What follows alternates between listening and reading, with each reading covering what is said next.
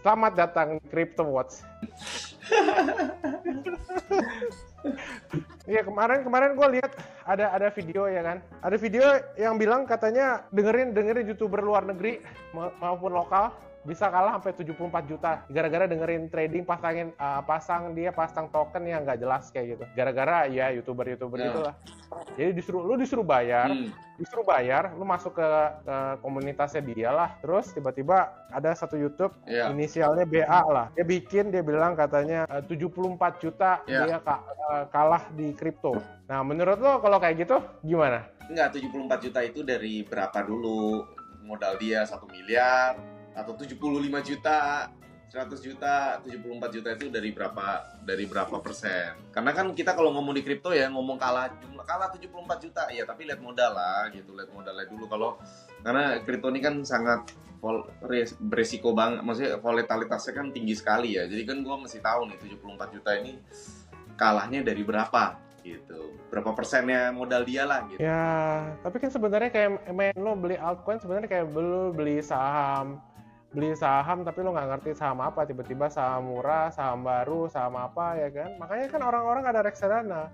Jadi kalau menurut gue kalau lo mau bayar mau enggak ya, lo ikutin komunitas bayar atau enggak, terus tiba-tiba lo kalah ya yang salah ya yang bayar ke komunitas itu. Nah, kenapa mau kena jebakan Batman suruh bayar untuk gabung ke komunitas itu? Jadi menurut gue kayak gitu. Jadi kalau makanya lo taruh di produk-produk kayak ETF fund dan kawan-kawan yang jelas gitu. Lo taruh dimainin misalkan sama strategi sama trader yang jelas gitu.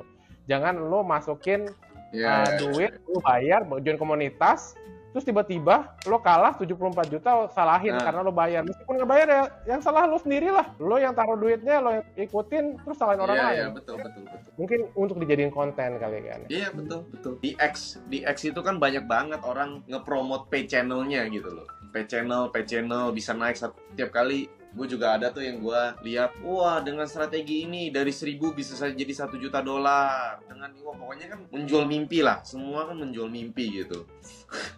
Tapi kan yang masih hidup ETF fund, reksadana masih hidup makanya kan. Ya iya lah, kalau maksudnya tapi kan kalau ngomong soal FOMO bikin apa bisa naik ini itu tuh banyak habis di Twitter tuh banyak yang minta ampun. Jadi gue lihat kayak ya bukan hal yang baru lah. Bukan hal baru sebenarnya kayak gituan ya, udah hal yang lama, cuman ya orang mungkin keep falling in the same trap kali ya, keep falling in the same trap gitu. Jadi kadang-kadang itu semua ya jago-jagoan marketing lah gitu. Kayak tadi misalkan kalah 74 juta ya tadi ya, kalah 74 juta. Ya gue mau tahu dulu dia dari modal berapa gitu. Jadi makanya bentar lagi di Crypto bakalan kita buat lah satu sub channel yang bakalan ya free lah, lu dengerin aja di situ gitu. Nah, ya lu suka atau nggak suka, ya lu kalah atau nggak kalah ya lu pelajarin dulu gitu, ya kan? Lu pelajarin dulu, jangan lu tiba-tiba lu lihat orang terus tiba-tiba lu dengerin kayak gitu. Makanya lu gini deh, orang yang bayar untuk join komunitas, lu mau trading, mau signal, goblok lah, intinya kayak gitulah. Intinya ya lu bener sekali, tapi lu ada kalah berapa kali gitu. Kalau lu misalkan lu bisa bayar dan jadi kaya semua, wah. Jadi sebenarnya kalau lu bayar komunitas untuk join ya, mau bayar misalkan katakanlah 5 juta, 10 juta, 17 juta, ya tetap aja lah, lu bakalan kalah aja gitu. Lu malah 17 juta, 10 juta bakal lari duitnya kemana? Ke yang punya komunitas, dipakai buat apa? Oh itu Bitcoin gue. Kan aduh, ada lah. Makanya udah, lu join Crypto Watch, pokoknya di channel Crypto Watch nggak bakalan bayar. Nah, lu dengerin. Mungkin lambat iya, cuman nggak mungkin bayar lah. Lambat iya. Jadi lu dengerin aja gitu. Lu dengerin aja di situ yang taro gitu. Nanti ada 3 orang lah, mungkin ada 3 orang siapa kita kasih tahu. Lu dengerin 3 orang ini, yang lain nggak usah dengerin lah gitu. Kan ada berbagai macam panggilan, ada yang panggilannya Om, ada yang panggilannya Encek, ada yang panggilannya Longko, ada yang Ko Albert. Dengerin Ko Albert.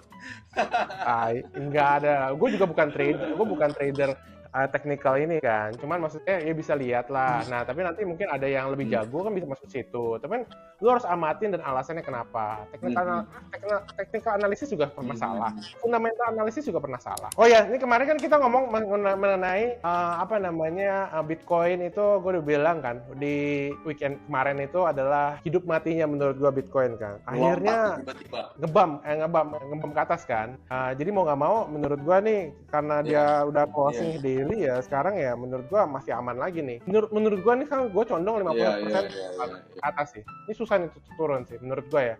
Kemarin gua sempat 57. Jadi menurut gua untuk turunnya udah susah. Mungkin di period ini ya, kecuali ada suatu event yang bisa bikin turun jauh ya, kita cuma bisa nunggu di akhir bulan ini gitu sampai option expire. Tapi kayaknya kemungkinan kecil bakalan turun di bawah 60.000 lagi sih. Gimana bro, lu coba cerita dong, kok bisa tiba-tiba ikutan handle CryptoWatch? Karena CryptoWatch butuh pemimpin handal seperti Bapak Dion ini.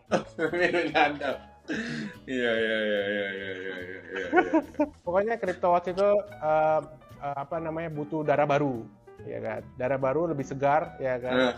Komunitasnya hidup lagi, ya kan. Ya CryptoWatch itu kan komunitas yang udah lama itu, one of the udah lama.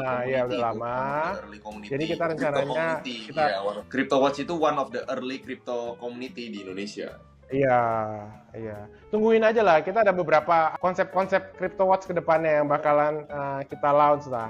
Tapi mungkin yang untuk yang next-nya nih, kita bakal ada acara CryptoWatch event pertama yang dipimpin oleh manajemen baru tanggal 16 ini. Nah, ada di Nobi Space, di Yobi Tamrin, Yobi Plaza, Tamrin 9, Yobi Plaza Tamrin 9. Nanti dilihat aja di channel Telegramnya CryptoWatch informasi lebih lanjut.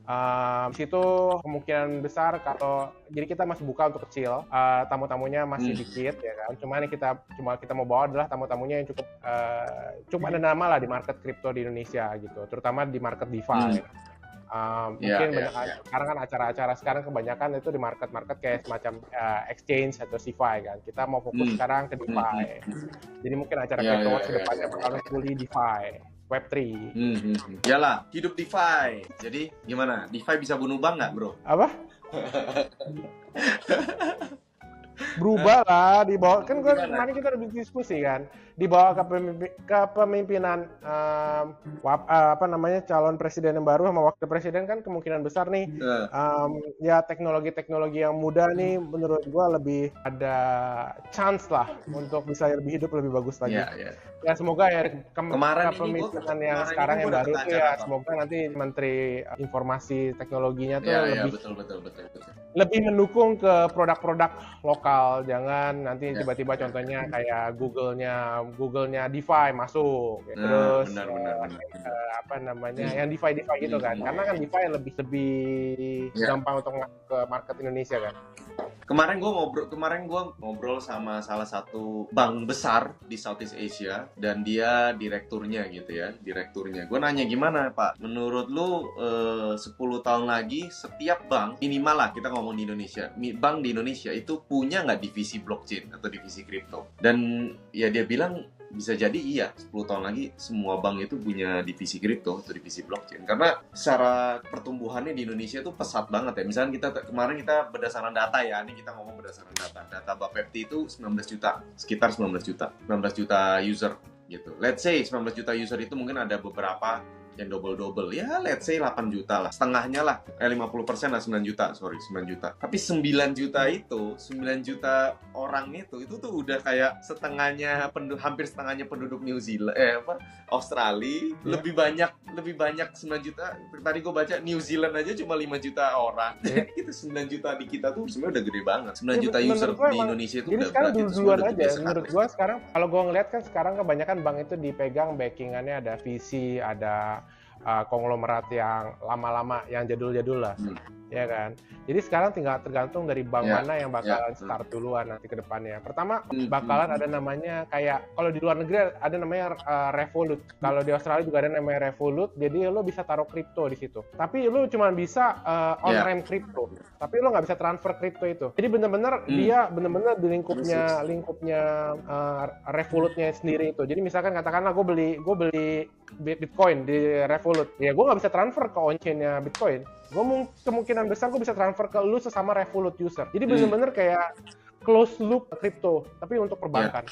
Jadi dengan kayak gitu, lu tetap kena expose ke cryptocurrency, tapi lu nggak mereduce lah kemungkinannya untuk money laundering. Kayak sih jelas, ya kan? Jadi menurut gua tuh langkah awal akan seperti itu. Jadi nanti lo lihat di Indonesia pertama kali adalah lo bisa beli Bitcoin langsung dari bank itu.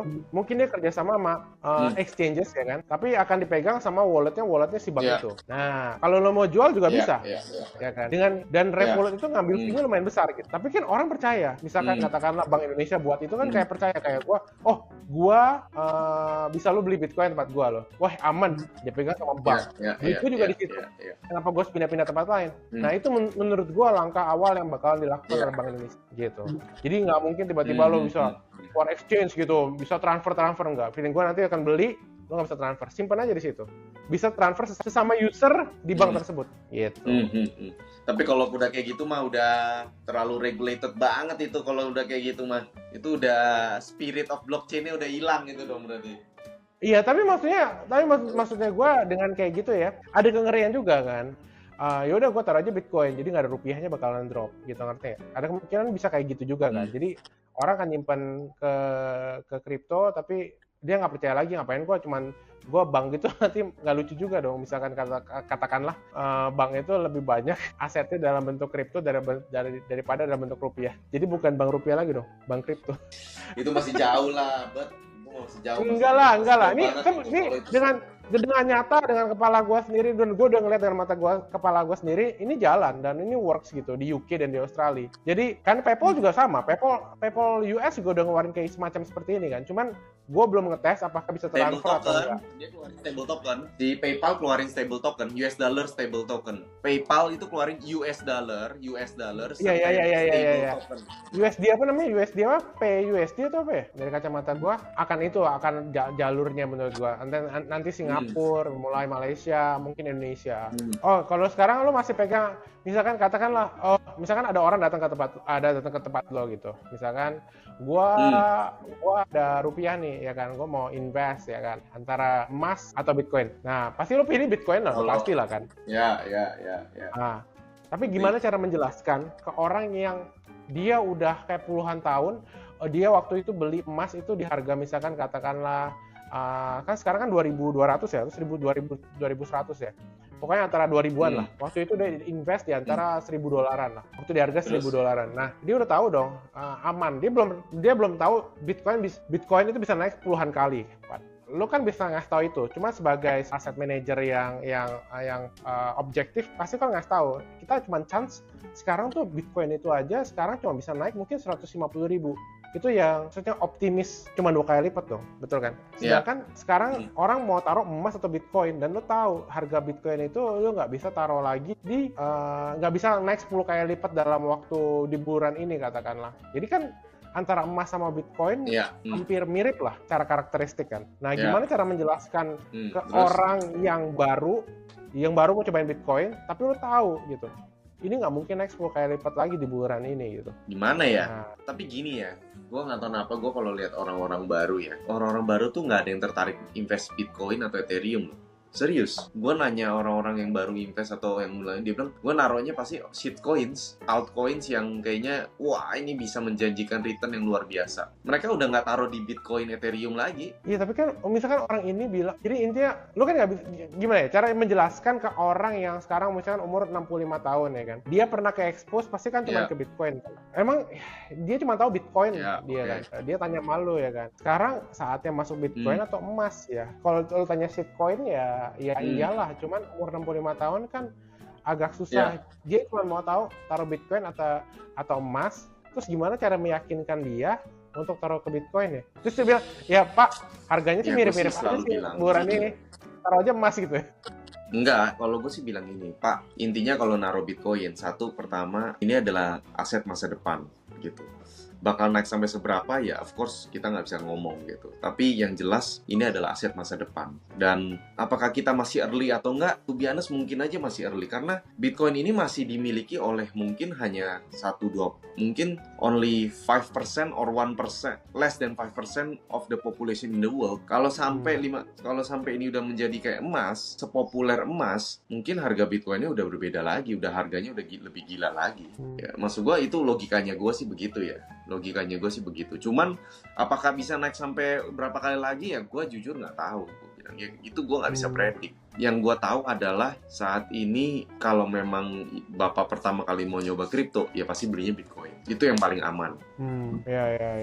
Iya, tapi susah juga kalau ditanya kayak gitu. Sekarang kalau cara menjelaskan gue ya Bitcoin sama emas ya secara upside ya kemungkinan besar akan sama. Kalau dari gue biasanya ngomong dari tempat aksesnya itu serba susah adalah dari aksesnya dari emas mungkin lu bisa beli di mana aja, lu bisa jual di mana aja. Mereka ke toko emas Antam juga bisa jual. Tapi kan kalau lu taruh Bitcoin mau nggak mau dia cuma bisa ya di exchange, kadang-kadang mereka nggak ngerti. Sedangkan kalau exchange-nya tutup gimana, suruh taruh di DeFi ngerti atau enggak jelasin ya kan. Jadi biasanya ya sekarang ya yang gue jelasin ya ini Bapak beli aja wallet Tangem ya kan, udah taruh ini lu simpen kan, lu simpen di sini udah. Cuman balik lagi kan kalau dia lupa cara aksesnya lagi, Tangem app-nya misalkan perlu update, itu cara paling gampang menurut gua, karena nggak bisa lo orang 65 tahun lo harus install Ledger. Iya. Nggak mungkin banget deh. Bapak apalnya install Ledger entah itu Kenapa? Itu udah bohwat lah. Kalau sampai butuh install Ledger segala macam ya udah bohwat itu mah. Iya, install Ledger terus habis itu nanti kalau suruh update Ledgernya, firmware-nya, aplikasinya, pusing banget sih. Agree. Jadi kalau dari kita harus cari solusi gimana caranya yang gampang, yang mudah untuk nyimpan Bitcoin tapi paling aman dan harus fully DeFi. Yang menurut gue sekarang yang mendekati untuk cara itu ya hanya Tangem ya. Kalau dari kacamata gue ya, karena yang paling aman dan paling gampang tanpa mengingat 12 kata rahasia ya Tangem. Cuman ya tadi balik lagi, kartu lo hilang. Atau enggak ini, lu tau kan MPC Wallet? Apa? MPC Wallet juga bisa kan? MPC Wallet. Ya MPC Wallet tapi kan nggak menutup kemungkinan kalau misalkan katakanlah gini, menurut gue kalau MPC Wallet ya, itu ada chance itu rada prone. Misalkan katakanlah MPC Walletnya lo mau pakai Google account, Google Drive katakan. Kalau Google account-nya kena suspend, masalah, ya kan? Terus ya, misalkan kan katakanlah mungkin gini lah, ngerti. Tapi kan yang nggak tahu juga lah, arguable. Ya, tapi intinya mungkin email itu udah lebih fasih orang-orang umur 65 email dibanding 12 seed phrase atau 24 seed phrase gitu. Ya, makanya gue nggak percaya seed phrase, makanya gue lebih percaya hardware wallet untuk orang-orang yang untuk buat nyimpen doang ya. Untuk lo buat trading ya lo mau nggak mau harus ngerti lah. Buat trading atau lo misalkan lo mau kirim jual beli itu lo harus ngerti lah. Tapi kalau misalkan buat nyimpen ya, buat orang umur 65 tahun ya, mungkin satu-satunya cara ya mau nggak mau ya lo harus hardware wallet yang apapun yang terjadi lo punya 3 backup. Lo taruh di HP pun kadang-kadang mereka nggak ngerti akses HP lo. Terus kalau aplikasi perlu diupdate juga susah juga. Terus aplikasinya nanti misalkan katakanlah udah nggak ada di Google Play Store, susah juga. Jadi menurut gua yang ya Tangem nggak full bulletproof lah. Cuman dari kacamata gue dia open source ya kan. GitHub-nya ready. Jadi seenggaknya ya selama lo pegang hardware walletnya ya pegang kartunya ya lo bisa akses. Lo nggak perlu namanya ingat password lo, email lo dan kawan-kawan. Ya selama menurut gue aplikasinya Tangem aja kalau lo nggak update nggak bakalan masalah gitu. Karena benar-benar dia tuh nggak punya. Dia benar-benar aplikasinya dia tuh langsung ke chain langsung. Dia langsung, jadi kalau lo tap kartu Tangem ke mobile phone lo cuma baca dari Tangemnya, dia bakalan sign langsung itu nggak ada namanya lo perlu login ke Tangem web app gitu, ngerti? Iya. Nah, jadi kacamata gua tuh dan lo udah open source. Jadi meskipun lo nggak update pun menurut gua masih bisa jalan. Cuman fitur baru mungkin nggak jalan. Meskipun hilang dari Play Store, lu tinggal akses GitHub, tapi ya lu butuh orang yang itu kan. Cuman lu bisa mikir tenang lah, nggak kayak FTX, nggak kayak misalkan Celsius. Lu bayangin aja lu bayangin ada nggak sih orang Celsius yang sekarang orang taruh di Celsius, terus dia nggak tahu ada masalah kayak gini, tiba-tiba misalkan keluarganya meninggal, pasti ada kan? Iya. Tapi lu nggak bisa akses tuh. Lu tahu nggak? Baru-baru ini ada orang salah transfer 67 juta dolar. Ya Bitcoin ya. Gila. Hah? Ethereum atau Bitcoin ya? Iya, dalam bentuk kayaknya WBTC deh. Iya, jadi dia tuh yang gue baca beritanya adalah, jadi kemarin kita baru baca ada satu kasus kan. Jadi orang ini sebenarnya yang gue nangkep adalah dia punya alamat on-chain wallet ya kan. Terus dia bikin dan dia ngetes kecil ke address dia. Terus dia tuh ada satu kayak phishing kayak aktor lah. Dia ngirim lagi dengan jumlah yang sama, ya kan? Phishing. Tapi depannya sama belakangnya dia samain. Jadi kayak ada namanya wallet generator yang lu bisa tentuin depan sama belakangnya. Tengahnya tuh random, ya kan. Nah, ada orang ini mau kirim banyak, tapi dia udah ngetes kan. Oke, dia udah ngetes kirimnya, terus dia copy paste address-nya dari yang terakhir. Dia nggak sadar itu adalah yang dikirim oleh si phishing actor ini kan. Nah, dikirim di copy paste address. Dikirim loh. WBTC itu sebesar berapa juta dolar? 67. Nah, 67 juta dolar itu dia kirim tuh. Nah, dia sadar, loh, kok bukan ke address gua masuknya. Dia kok gua nggak terima ke address orang lain. Nah, itu yang menurut gua itu dari dulu kasus Bitcoin dari dulu tuh karena masalah address. Karena kan sebenarnya Bitcoin itu dibikin kan public sama private key doang kan. Jadi ya susah. Makanya dulu waktu zamannya Bitcoin awal-awal tahun 2017 ada namanya ada satu chain yang tujuannya untuk mencegah hal ini. Namanya chain-nya namanya EOS. Tapi EOS itu nggak jalan kan. Karena Ethereum udah berkembang lebih besar, cara kerjanya beda jauh, codingnya beda jauh, ya kan. Padahal komunitas EOS tuh lumayan bagus pada saat itu. Dan dia waktu itu raise kalau nggak salah 1 billion kan. Iya, benar. Gitu. Nah, jadi benar. Jadi sekarang Ethereum aja sebenarnya sekarang udah punya juga kan, nama kayak apa sih? ENS kan. Ya ENS yang Ethereum naming system kalau nggak salah ya, untuk mencegah. Jadi kalau lo mau kirim pakai INS itu, sebenarnya Ethereum udah punya itu kan, cuman kan nggak distandarisasi, nggak diwajibkan. Nah, kalau sebenarnya ada INS itu ya, lo harus register. Tentu lo harus register dulu ya. Tapi nggak mencegah. Lu punya INS. Itu harus pakai semua ekosistem. Lu punya INS? Lu beli nggak? Ada. Tapi gue jarang pakai karena nggak banyak exchange yang support INS. Jadi bisa aja jadinya misalkan katakanlah, misalkan kasus yang kemarin itu terjadi ya. Misalkan dia udah punya INS. Hanya saja INS-nya itu dia nggak diterima di exchange. Sedangkan dia mau keluarin duitnya dari exchange katakanlah. Tetap aja dia harus copy paste address itu. Jadi nggak menjawab juga kalau masalah dari exchange gitu.